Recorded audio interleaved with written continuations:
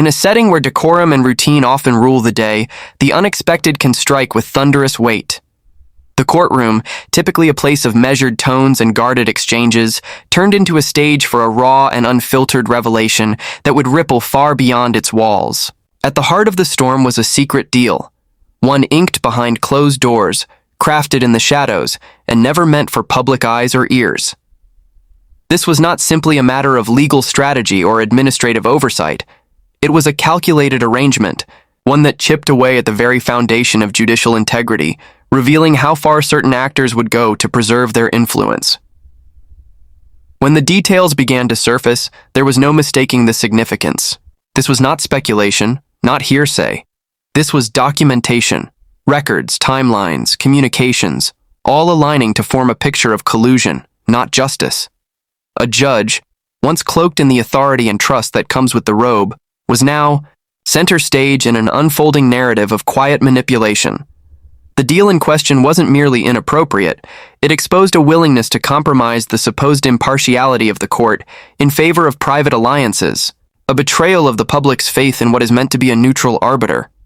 The tension in the room was immediate and thick, like a sudden shift in atmospheric pressure before a storm. Those present, attorneys, reporters, staffers, and spectators, felt the weight of something larger than themselves taking place. It wasn't just the unveiling of misconduct. It was the disruption of an illusion that many had grown far too comfortable accepting. The notion that the judicial system, for all its flaws, remained at least partially insulated from political rot was now directly under attack. No one had prepared for this kind of confrontation, not the handlers, not the clerks, not the so-called gatekeepers of the establishment. What made the moment even more powerful was the precision with which the facts were laid bare. There was no grandstanding, no theatricality, just cold, sharp clarity. The kind of clarity that makes people shift in their seats and glance nervously around the room, wondering who else knew and how long the cover had been maintained. It became abundantly clear that this was not a one-off scenario or an isolated lapse in judgment. This was systemic. And worse, it was normalized. The deal had existed in silence, protected by a mutual understanding that no one would break ranks. That unspoken pact was shattered that day. With every word, every disclosure, the layers peeled back. The judge's impartiality had not just been questioned, it had been effectively dismantled. The silence that fell afterward was not just awkward or stunned. It was frightened. Because silence, in that context, becomes a signal. It shows who understands the gravity, who feels the ground shift under them, who realizes that the curtain shielding institutional decay has just been yanked down in front of everyone. This was more than a breach of protocol. It was the exposure of an underbelly, of quiet dinners, hushed phone calls, handshakes with winks, and the belief that power, once secured, would remain unquestioned. The audacity wasn't in the act itself, but in the assumption that it would never be brought into the light. That assumption, so common among the entrenched, collapsed in that moment. Those in the room, whether they admitted it or not, saw a system trembling. The old rules, keep quiet, protect the brand, look the other way, had failed to stop the truth from surfacing. And now that it had, the implications extended far beyond one courtroom or one official. It cast doubt on the machinery as a whole.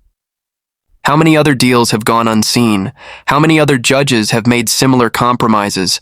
That's what hung in the air, unanswered and unsettling.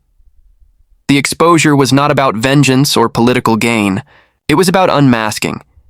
It was a moment of raw transparency in a world that increasingly prefers managed narratives. And that clarity, once unleashed, could not be recontained. Eyes were opened, assumptions were burned away, and even those who had spent years within the system were forced to reckon with a truth they could no longer comfortably deny. The moment the information was spoken aloud, time seemed to fracture. The usual hum of whispered exchanges, shifting papers, and impatient coughs ceased in an instant, as if someone had cut the power to the room itself. The silence wasn't ordinary. It was thick, suspended, and pregnant with realization. It was the kind of silence that follows something irreversible, something that shatters the equilibrium so thoroughly that no one quite knows how to proceed. The words hung in the air, unchallenged, like smoke from a sudden fire, curling into every corner and demanding acknowledgement. This wasn't a gaffe or a slip of the tongue. It was deliberate. A sharp, unmistakable exposure of a concealed arrangement, so damning, so out of place in the supposed sanctity of legal proceedings that no one dared to break the silence. What had just been laid bare was not simply evidence of misconduct, it was a revelation of betrayal by an institution trusted to uphold the rule of law. A deal hidden from public view, executed not for justice but for convenience, for power, for protection. The kind of deal that only the privileged and well-connected can strike, and only when they believe they'll never be caught. The shock wasn't just about the content. It was about the audacity of revealing it in a room full of people trained to avoid discomfort, to look away, to protect the image of the process even when the process is broken. It was the kind of disclosure that makes people freeze, not because they don't believe it, but because they know it's true and are horrified by the implications. The judge, the court, the proceedings, all were suddenly seen through a different lens.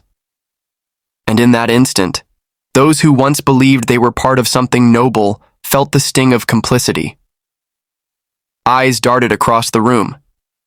Some stared down at their notepads, pretending to write. Others stared straight ahead, unmoving, attempting neutrality while their minds raced. No one reached for their phone. No one whispered. No one even cleared their throat. Because to move, to speak, to react at all would be to acknowledge the severity of what had just transpired.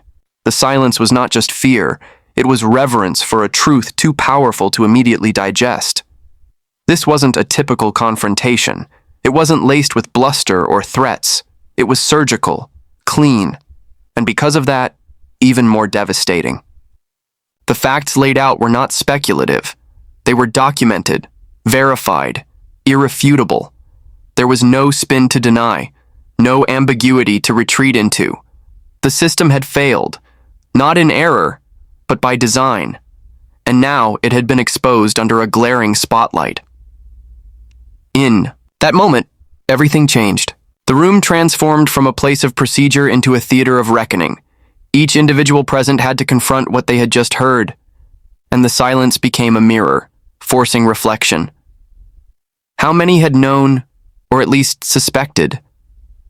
How many had helped protect the very structures that allowed such a deal to occur without scrutiny? The answers remained unspoken, but they were present nonetheless, etched into the posture and stillness of every person in the room. The power of the moment wasn't in volume or chaos. It was in stillness. It was in the collective, involuntary pause that gripped the space. Because when truth hits that hard, there is no script. There is no prepared statement, no procedural defense. There is only reaction. And in this case, the reaction was pure, unfiltered silence. It was the only thing left when the illusion broke.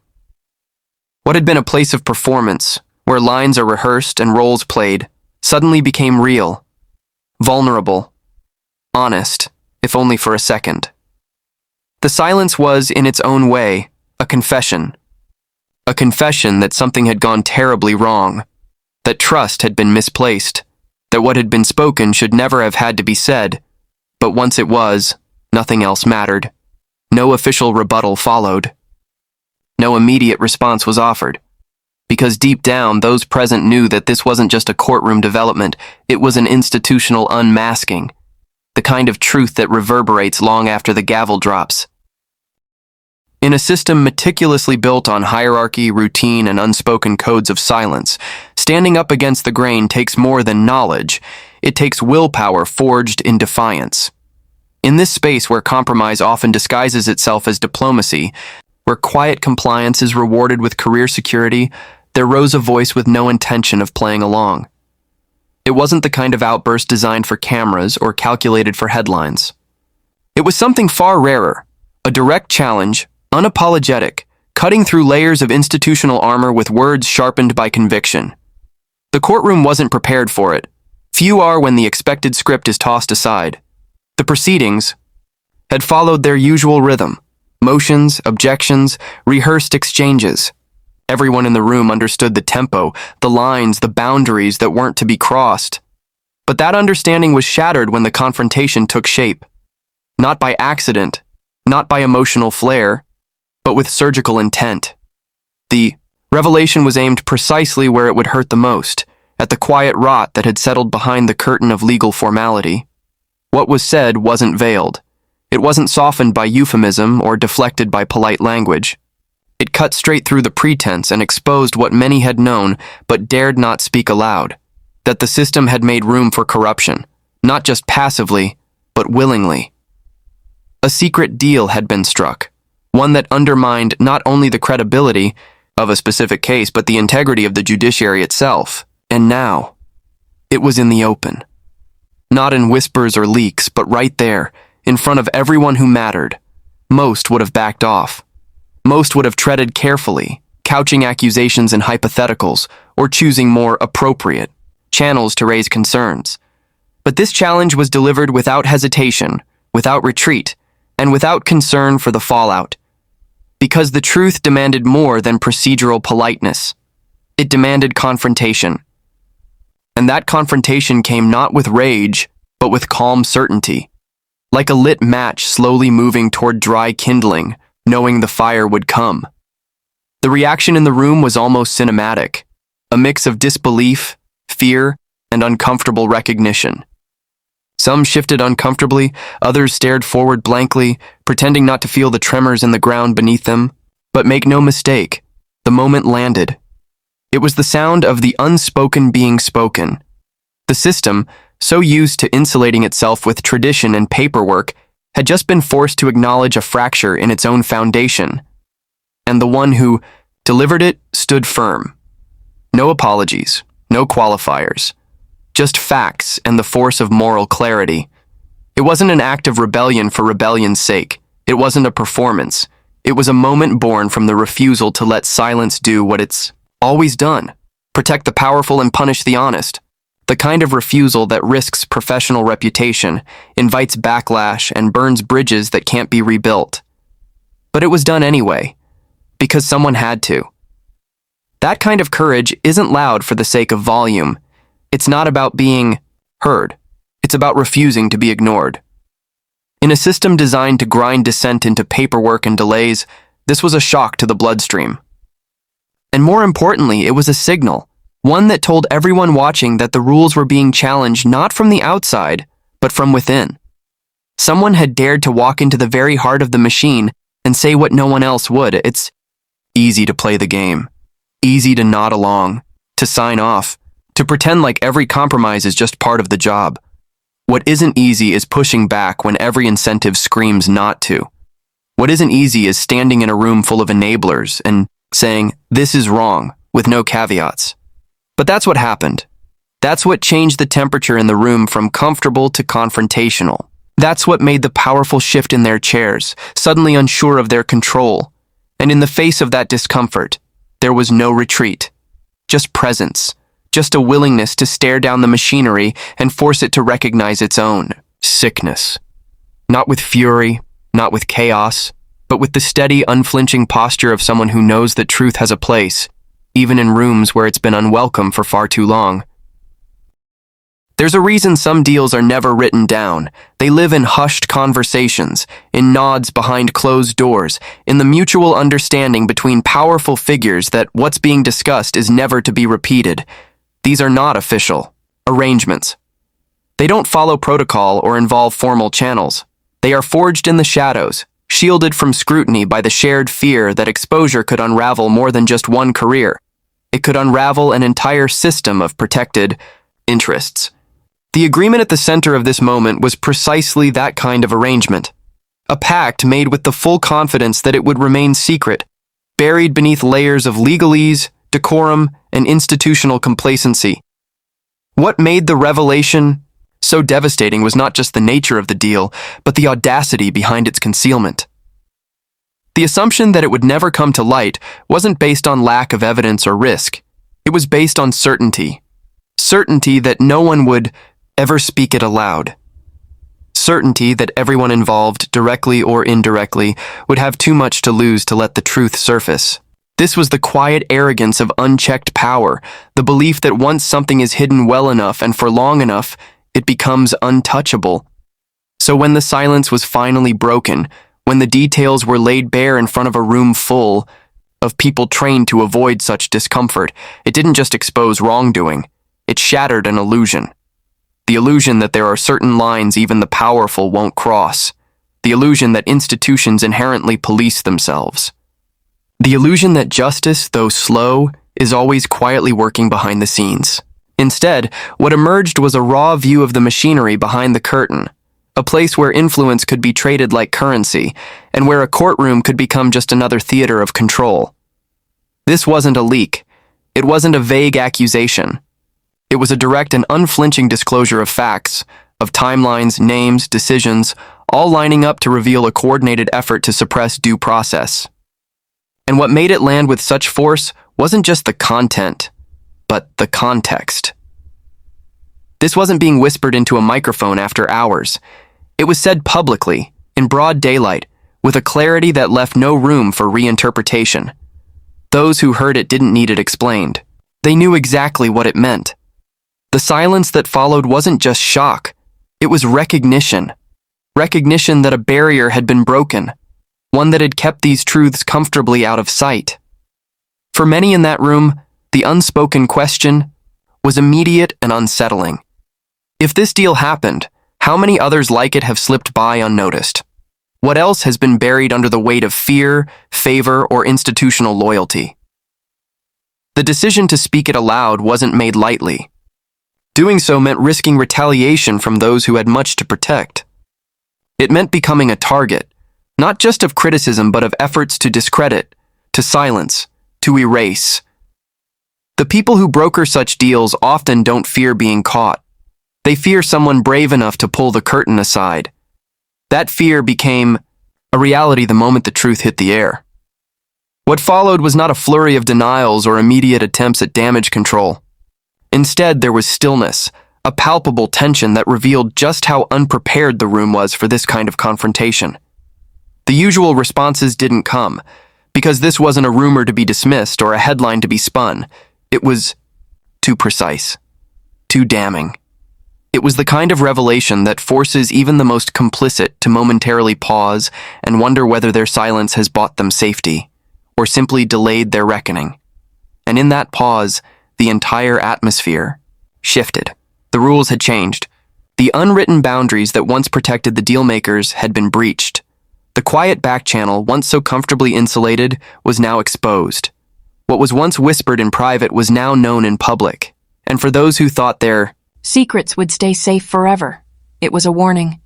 The truth has a way of surfacing, not with noise but with precision, and when it does, it leaves no corner untouched. The truth once spoken cannot be taken back.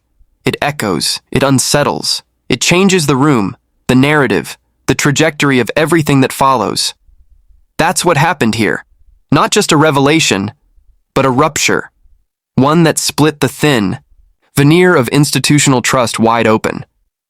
The silence that followed wasn't just awkward or tense, it was transformative. It marked the moment where the old rules no longer applied, where the quiet agreements and unspoken understandings lost their protective shield. There's a particular kind of courage required to say the thing no one else will say, to challenge the silence not out of ambition or self-interest, but because it is the right thing to do. That kind of courage is rare, not because people don't know the truth, but because they're afraid of what speaking it will cost. And make no mistake, it does come at a cost. Reputation, alliances, future opportunities, all of it can be threatened the moment someone dares to speak against the grain. But the cost of silence is far greater. When corruption is allowed to fester behind closed doors, when power becomes a shield rather than a responsibility, the very foundations of justice begin to rot. Every time a secret deal goes unchallenged, it sends a message that the rules don't apply equally, that some people, because of their position or their connections, are above accountability. And when that becomes the norm, faith in the system doesn't just erode, it collapses. What happened in that room was more than just a confrontation. It was a reminder that institutions are only as honorable as the people who serve them. The The robe, the bench, the seal, they don't create justice. People do. And when those people betray that duty, someone must be willing to call it out, even if their voice shakes, even if the room turns against them, even if the silence that follows is filled with fear instead of applause. This moment, uncomfortable and raw, was necessary, because sunlight is still the best disinfectant. And even if the exposure doesn't lead to immediate change, it alters the dynamic forever. Now the secret isn't secret anymore. Now the deal is out in the open. And once it's out, it can be challenged, investigated, dismantled. Accountability may be slow, but it begins with a single act of defiance. Some rooms fall silent because there's nothing to say. But this room went silent because everything had just been said. The truth landed, heavy and undeniable. And whether those in power admit it or not, something shifted that day. The curtain was pulled back. The deal was exposed. And no one, not the deal makers, not the enablers, not the complicit, can ever claim they didn't know. The silence may have returned, but now it holds a different weight. It's not protection anymore, it's consequence.